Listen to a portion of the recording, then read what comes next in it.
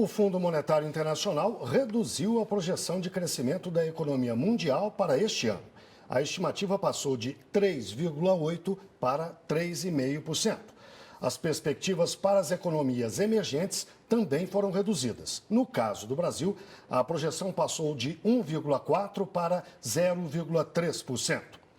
E também foi divulgado hoje o crescimento econômico da China no ano passado.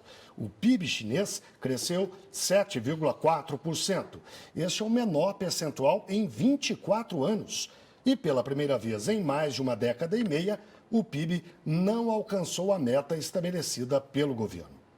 Vamos conversar com Luiz Nassif, que está em São Paulo. Boa noite, Nassif. Afinal, quando é que o mundo vai vencer essa crise que atinge todos os continentes e que impede a economia brasileira, inclusive, de avançar também? Quando é que o mundo vai superar essa crise e voltar a crescer? Pois é uma situação complicada. Quando nós tivemos a crise, quando o mundo enfrentou a crise de 29, 30, a maneira de sair da crise foi aumentar os gastos públicos. Então, nos Estados Unidos, o New Deal de Roosevelt renegociou dívidas de todos os mutuários, montou toda uma estratégia de renegociação de dívida para liberar os mutuários para poder recompor a capacidade de compra e abriu um conjunto de obras dando emprego. Na crise de 2008, a estratégia foi outra. Para evitar uma crise bancária maior, os governos da Europa, Estados Unidos, emitiram títulos para todo lado para capitalizar os bancos.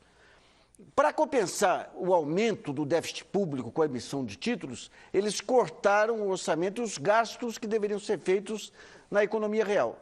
Os bancos ficaram com muito dinheiro em caixa e a economia parada por conta aí do ajuste fiscal que precisava ser feito. Então, aquele dinheiro foi canalizado para a manutenção da especulação. E muito do que houve com esse excesso de liquidez foi para a compra de empresas, para fusões, incorporações, mas não para a economia real. Então, agora, o que está acontecendo? Com o aumento do preço, com a queda do preço do petróleo, os Estados Unidos conseguiram só agora sair da crise e ter algum crescimento, vai aumentar o crescimento com a queda do preço do petróleo, mas os países emergentes, exportadores de petróleo e de commodities, são afetados.